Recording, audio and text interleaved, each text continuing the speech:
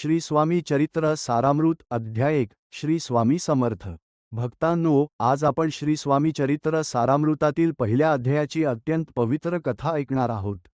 स्वामींचे पृथ्वीवर आगमन कसे झाले, ते नेमके कोण आहेत आणि त्यांनी भक्तांना काय संदेश दिला, हे या कथेतून आपल्याला समजेल। चला तर मग या अद्भुत प्रवासाला सुरुवात करूया। व्हिडिओ पूर्ण बघा। ब्रह्मांडनायक भक्तांचे पाठीराखे श्री स्वामी समर्थ महाराज हे दुसरे तिसरे कोणी नसून साक्षात भगवान दत्तात्रयांचे पूर्ण अवतार आहेत।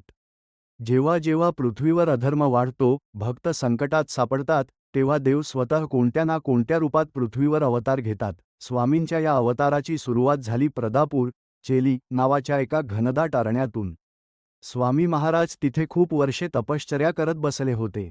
त्यांच्या अंगावर मुंग्यांनी वारूळ तयार केले होते, इतकी कठोर त्यांची समाधी होती। एक दिवस एका लाकूडतोड्याची कुऱ्हाड चुकून त्या वारुळावर पडली, आणि काय आश्चर्य, त्या वारुळातून साक्षात दिव्य, तेजस्वी आणि अजानुबाहू, ज्यांचे हात गुडघ्यापर्यंत लांब आहेत असे योगी पुरुष बाहेर प्रकट झाले।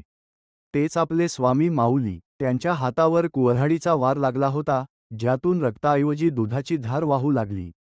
स्वामींनी त्या लाकूडतोड्याला अभय दिले आणि तिथून त्यांचे भ्रमण सुरू झाले। स्वामींनी संपूर्ण भारतवर्षात भ्रमण केले। जगन्नाथपुरी, द्वारका, हरिद्वार, केदारनाथ अशा पवित्र तीर्थक्षेत्रांना भेटी देत ते शेवटी मंगळवेढ्याहून अक्कलकोट नगरीत आले। पहिल्या अध्यायात सांगितले आहे की स्वामींचे रूप अगाध आहे। ते कधी लहान मुलासारखे हसतात तर कधी क्रोधाचे रूप घेतात, पण त्यांच्या मनात भक्तांबद्दल केवळ आणि केवळ अपार प्रेम असते।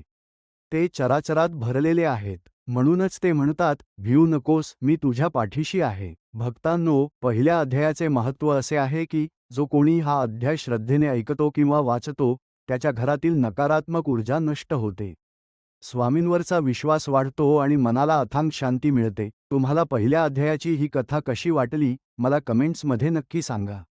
दुसऱ्या अध्यायाची कथा ऐकण्यासाठी चॅनेलला सबस्क्राईब करा आणि कमेंटमध्ये लिहा, श्री स्वामी समर्थ।